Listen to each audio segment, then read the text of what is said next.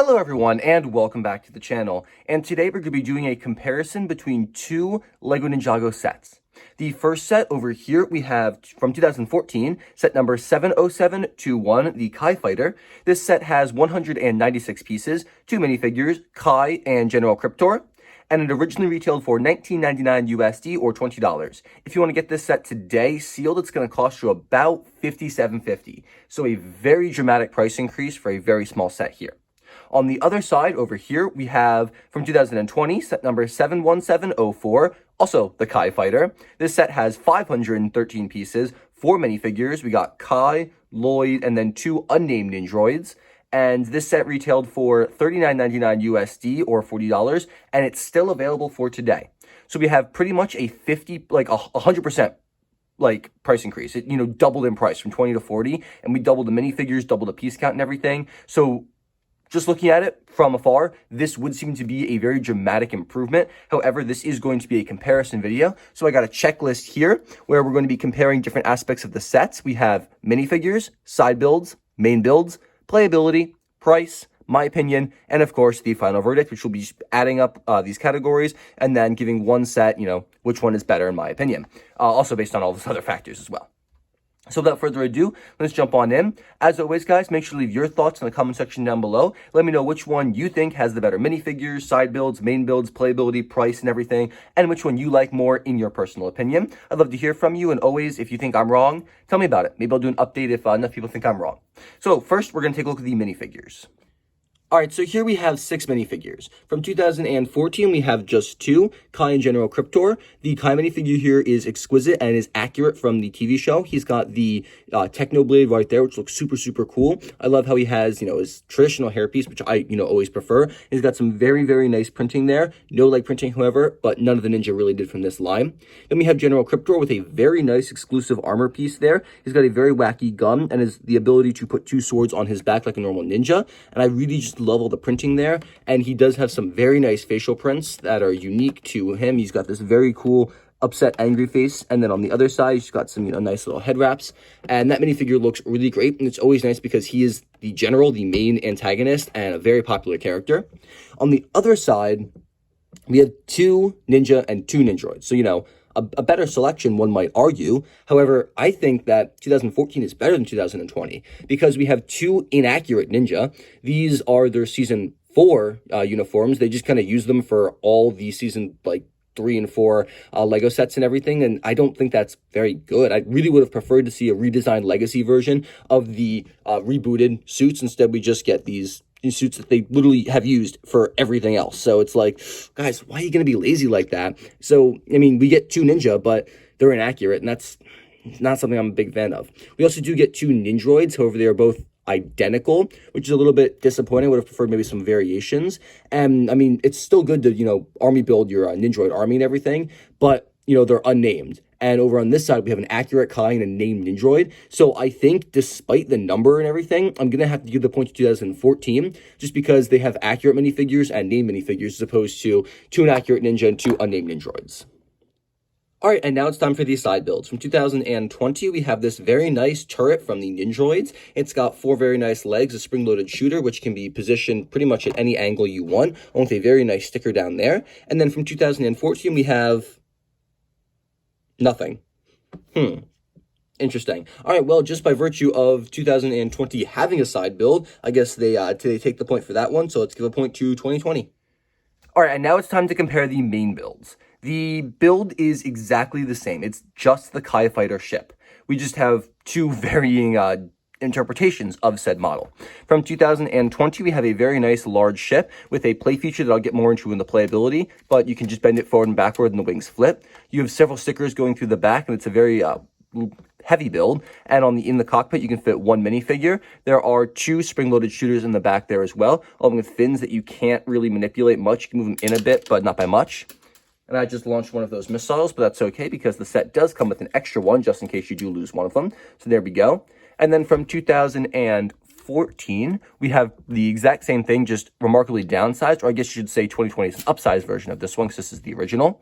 We have a play feature here where you can move, breaks kind of easily, but you can move the wings in and out like that. And that's very similar to what you have here, except it moves the front as well. The cockpit does fit one minifigure, though there's not really a control panel in there.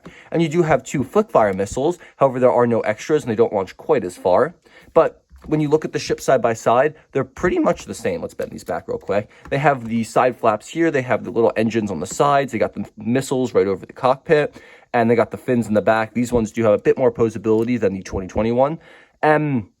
It's very much so like the same ship. So I guess really what it comes down to is, do we prefer the bigger model or the smaller model? And I think that in this case, the 2021 is slightly better just because it's larger. It's much easier for kids to grab. There's a little spot underneath you can grab and you can swing it around. That comes into playability though, so more on that later. But it just feels like they had much more, you know, time and money and everything to build an accurate interpretation of this ship. Whereas here, it was a $20 set and it worked for what it was, but it doesn't do the vehicle justice. And I think this is a much more accurate representation of the Kai Fighter, and something that I think does the show, you know, the justice it deserves. Because Ninjago is amazing, and they deserve really great play sets and everything. And I think that for this model, they just have so much more detail. I mean, there's stickers on the sides here. The ship's like twice the size, and they have just everything's upsized. I think it works really, really well. So for that reason, I think I have to give 2020 the point here. 2014 was really great while it lasted, but I think it has definitely been upsized by the build here. All right, so that segues right into the playability verdict here. And so I already kind of touched on this in the build part, but for playability, you have a great play feature where you can bend the whole ship, and that's really, really neat, just because it's something that, you know, interprets both the front and the sides, so it's like the whole ship's playable. We also have a very nice handle under here, so you can hold the ship and swing it about from this block underneath, and that's something that 2014 lacks. You also have the two missiles right there you can launch very easily, just tap them and they launch. Over on 2014, you have a play feature in the back here, where you can pull and push this forward to flip the wings, and you have two flick-fire missiles, so you can't really flick them, but you can do that, and they launch pretty well. However, it's one at a time and everything. Cockpit opens, but there's no really bend feature, and it's much smaller, and as you can see, there's nothing on the bottom, so you kind of have to hold the ship like this in order to swish it around. This one definitely has a little more swishability. But also, we have a turret here, so you can have something shooting at the Kai Fighter, and it's a little battle. There we go, launch. And then you also have two Nindroids and two Ninja for this one, so you can have, you know, boom, boom, boom, big fight. That was terrible. Please ignore that. Also, over here, you only have one Nindroid and one Ninja.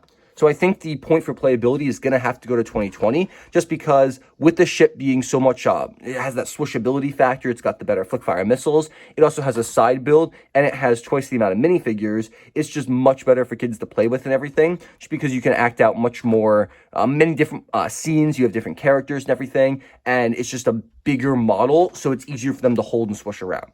So I think for that reason, 2020 gets the point for playability. All right, and now for the price aspect of this. Now, for $20, 2014 is not bad at all. You did get 196 pieces, so about 200 pieces. You got two minifigures and a very sizable build, and so I think $20 is perfectly reasonable for that. You get a big bang for your buck. Over in 2020, however, you get 513 pieces, 4 minifigures, the main build and a side build for $40. So they pretty much doubled the set. We increased the number of minifigures, and the pieces went up from pretty much 200 to 500. So it's a little, like, if you're looking at like price per piece and everything, 2020 is a little bit better. However, I think that this one is going to be a tie, because I would have no problem paying $20 or $40 for either one of these sets. I think at the time it was a great deal for 20, and now it's a great deal for 40. So I'm going to give a check mark to both of them in this case, because I think there's really no comparison to be made here. Both of them, none of them screamed way too cheap or way too expensive. Very reasonable in my opinion. All right, and now for the final aspect of this comparison between 2014's Kai Fighter and 2020's Kai Fighter is my opinion. Now, personally, I think I prefer the 2020 version. It's bigger, it's better, it's got more minifigures, and it's a much more expanded version of the ship. It's got a lot more play features packed in, it's got more stickers, and it just looks a lot flashier and a lot more like a ship I want to have on display. I really do like 2014 though, and I have a ton of nostalgia for it, because it was one of my very first like Ninjago sets. I mean, I got that, I was watching the show as it came out, and I was buying the sets, and I was like, it was probably 10 years ago, so I was like 8, and it was like, well, no, I was probably like 10 actually, let's be honest here, but it was just something I'm very, very nostalgic for, and that might also be one of the reasons why I prefer 2020 so much, because they took a set from my childhood that I loved so much and improved upon it and made it into something that I can appreciate as an 18-year-old now. So I think definitely 2020 is going to get my point there for my opinion. And so that does mean that 2020 is going to win here. It is the better set based on the comparison checklist I have. That doesn't mean 2014 is bad. It's really a great set. When you look at it, we have 5 check marks to 2. If you take away the price where they both tied, it's 4-1. So it's a very decent lead that 2020 has over 2014. However, if you still can find it for a decent price, maybe not the $57, but if you can find it for a decent price, I definitely recommend picking up 2012 or 2014, excuse me. The minifigures hold up because we've never gotten a remake of that Kai, and that General Cryptor figure is phenomenal. I love that armor piece, and the printing there is great. So definitely, the set does hold up. It just was definitely overshadowed by this Legacy set. And I'm looking forward to seeing what Legacy sets we get in the future, and if possible, I'd love to do some more comparisons and everything. That's all I got for you guys today, though. Just a quick comparison of 2 amazing Kai Fighter sets. Make sure to leave your thoughts in the comment section down below. I'd love to hear from you. Do you love these sets? Do you hate them? Which is your favorite? And do you think I was wrong in any of my points? So make sure to let me know, and make sure to request any future videos you want to see if there's any comparisons.